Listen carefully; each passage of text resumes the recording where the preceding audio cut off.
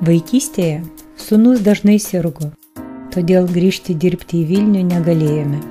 Rasti darbą Druskininkuose nebuvo lengva, tačiau 84 metais atsitiktinai patekau į vykdomąjį komitetą, kuriame pirmininko pavaduotojas Rimvydas Mickevičius patikėjo man laikinai eiti plano komisijos vyrekonomistės pareigas.